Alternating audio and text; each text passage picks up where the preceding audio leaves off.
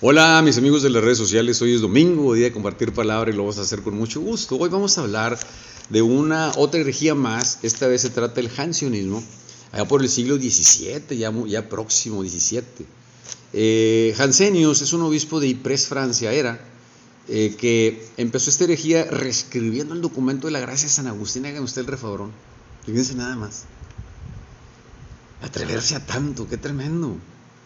Y no solamente eso, entre otras doctrinas herejes, sus seguidores negaban que Cristo murió por todos los hombres, sino que afirmaban que murió solamente por aquellos que serían salvados finalmente, o sea, por los elegidos, había elegidos. Eso hace remembrancia a Juan 3:16, que dice lo siguiente: mucha gente se va con esta idea de que solamente los creyentes se van a salvar, y no. Fíjense bien cómo dice Juan 3:16. Porque tanto amó Dios al mundo que dio a su Hijo unigénito para que todo el que cree en Él no perezca, sino que tenga vida eterna. Pero en el 17 dice: porque Dios no ha enviado a su Hijo al mundo para juzgar al mundo, sino para que el mundo se salve por Él.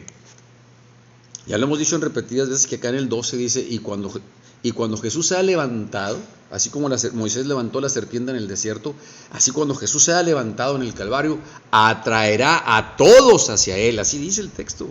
A todos, no nomás a los que creen y a los elegidos, porque no hay elegidos, todos somos hijos de Dios, coherederos del reino igual que Jesús.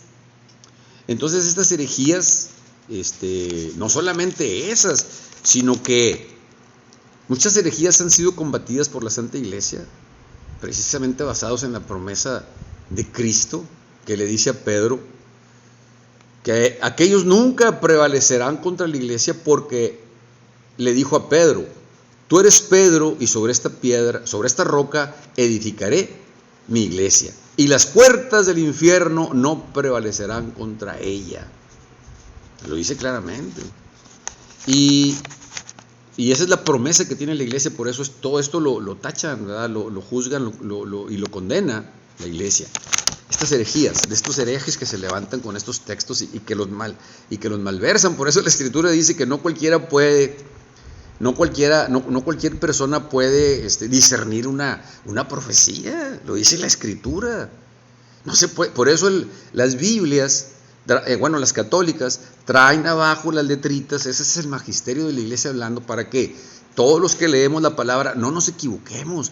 No podemos discernir la palabra libremente. Y hay muchas iglesias protestantes que eso se lo pasan inadvertido. Pero la iglesia está atenta a todos estos herejes que se levantan creyendo que son ungidos por Dios o que son llamados por Dios a cometer estas herejías. Hay que tener cuidado con ello. Por eso la iglesia, dice Timoteo, dice San Pablo en la primera carta a Timoteo, en el 3:15, dice: la iglesia es pilar y fundamento de la verdad. Así dice la palabra. Me gustaría leerles ese texto porque está bien interesante. Yo cuando lo leí me gustó bastante. Dice: y sin duda alguna, grande es dice en el 15, dice,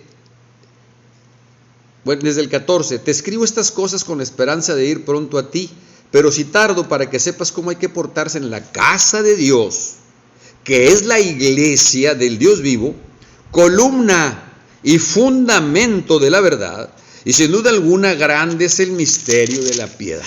Dice la palabra: Él ha sido manifestado en la carne, justificado en el Espíritu, aparecido a los ángeles, proclamado a los gentiles, creído en el mundo, levantado a la gloria. Qué hermoso, ¿no? Qué hermoso pasaje. Y dice en el 4: el Espíritu dice claramente que en los últimos tiempos algunos apostatarán de la fe, entregándose a espíritus engañadores y a doctrinas diabólicas, por la hipocresía de embaucadores que tienen marcada a fuego su propia conciencia. Estos prohíben el matrimonio y el uso de alimentos que Dios creó para que lo coman con acción de gracias los creyentes y los que han conocido la verdad, porque todo lo que Dios ha creado es bueno, y no se ha de rechazar nada si se come en acción de gracias, pues queda santificado por la palabra de Dios y por la oración. Y le dice a Timoteo: si tú enseñas estas cosas a los hermanos, serás un buen ministro de Cristo Jesús, nutrido con la palabra de la fe y de la buena doctrina que ha seguido fielmente. Rechaza, le dice a Timoteo, rechaza en cambio las fábulas profanas y los cuentos de viejas. Ejercítate en la piedad.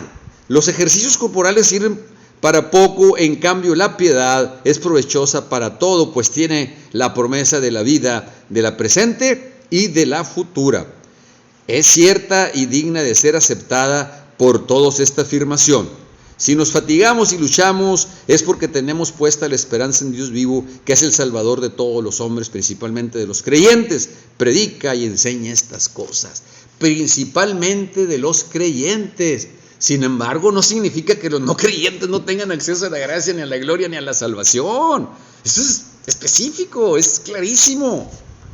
No podemos caer en ese error de que solamente nosotros, los cristianos católicos, nos vamos a salvar, por eso nos juzgan.